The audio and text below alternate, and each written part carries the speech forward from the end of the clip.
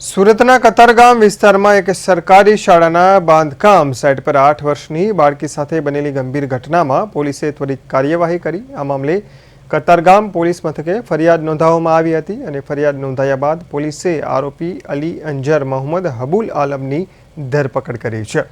Police તપાસ મુજબ આરોપી એ જ બાંધકામ સાઇટ પર મજૂરી કામ કરતો હતો, જ્યાં બાળકીના માતા પિતા પણ કાર્યરત હતા।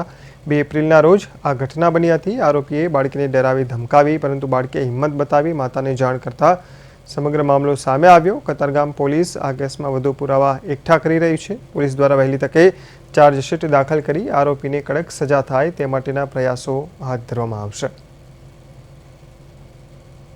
સંડોવાયેલ આરોપી અલી અંજર મોહમ્મદ હબલુ આલમ કે જે કટિહાર બિહારનો રહેવાસી છે, એની આ ગુનાના કામે ધરપકડ કરવામાં આવી છે। આ બનાવની હકીકત એ પ્રમાણેની છે કે ભોગ બનનાર બાળકીના માતા પિતા અને આ કામનો આરોપી એ એક જ કન્સ્ટ્રક્શન સાઇટ ઉપર કામ કરતા હતા। એ દરમિયાન બાળકીની માતાની ગેરહાજરીનો લાભ લઈ આ કામના આરોપીએ બાળકી સાથે દુષ્કૃત્ય કરેલ છે, જેથી તાત્કાલિક ધરપકડ કરી આગળની તપાસ